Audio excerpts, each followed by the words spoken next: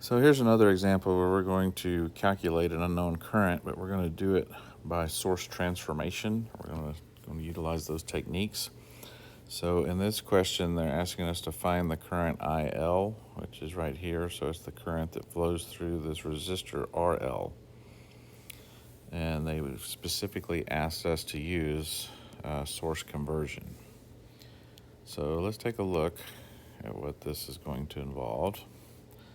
So first, we want to consider this part of the circuit. And we see that we have a voltage source in series with a resistor. So this means that we can use source transformation to change that into a current source in parallel with the resistor and reattach it at the same terminals. And so the terminals of interest that we're talking about here are these 2 points here. So when we do that, so we recall that if we have a voltage source and a resistance, so this is some V and some R, that we can replace that with a current source in parallel with the resistor, where the current source is V over R as the value of that, and R stays the same. So in our case, that would be 42 over 3. And again, the resistance will stay the same as 3. Or finally, that would be 14. So our current source would be 14. And then the resistance would be 3. And again, that goes to those same terminals that we talked before. So we could remove what's in the blue and replace it with what we have there. So now we want to do kind of the same thing, but now on this side. So we'll look at the green. So again, we look at this and we see that we have a voltage source, and it's in series with a resistor, and this is 21 and this is 12. So that means we can replace it with a current source and a resistor in parallel, and this will be 21 over 12, and then this will be 12.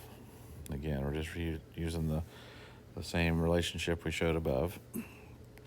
So that means ultimately our replacement source transformation here will be 1.75, and then our resistor stays the same, just in parallel now.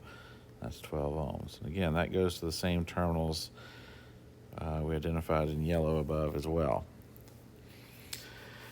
So now we can redraw this circuit that we have up here.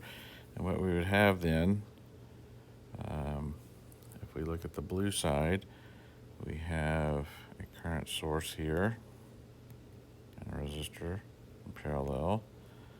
And we know from our blue up there, that's 14. That's 3. And this goes to our original node there. We still have our load resistor, connects in between there, and that's still 6 ohms. And then we can come over here with our green portion, and we know we'll have a resistor right here. It was 12 ohms, and this current source here, which we said was 1.75 amps. So now, hopefully you can see that we just replaced this blue and green with this blue and green here. And of course the middle part stays the same with the 6 ohms. So now we can combine sources. So when we do that, I'll bring that over here. We can add our current sources, so that'll give us, we have 14 going up, and then we have, excuse me, there's something very important here. Correct this real quick. Because our voltage source is the negative on top, then our current source must be pushing down. So my apologies. So we fix that. So now when we add the current sources, it's plus 14 and minus a 1.75. So we can replace that then with the current source going up of 12.25, right? And now we see that we have in parallel a 3 and a 12. So we know that the resultant resistance, RT, would just be 3 in parallel with 12. And when we do that, that's equal to 3 times 12 over 3 plus 12. And when we plug that in, we get 2.4 ohms. So that would be this resistor here, 2.4 ohms. And then this brings us back to our original terminals in yellow up there. So that brings our load resistor back, which was just the 6 ohms. And that's where we're trying to find the current, right there. Okay, so now what we have is just a current divider. And so if we're wanting to know what the current is going through the 6 ohm resistor, we can use the current division technique. So we'll do that up here.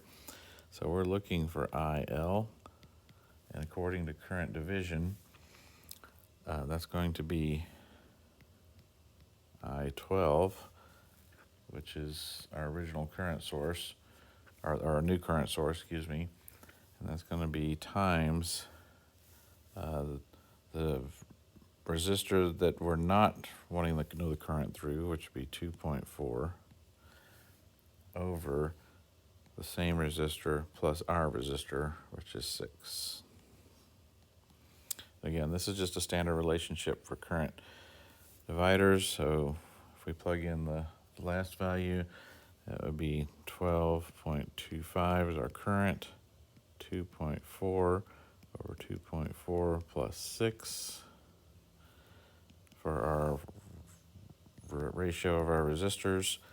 We plug that all in the calculator, and we should come up with 3.5 amps. So that is the value of IL. Again, we did this by source transformation. So we changed all our voltage sources and series resistors into this one current source parallel resistor and attached it back to the same terminals, and then did current division to get the value for IL.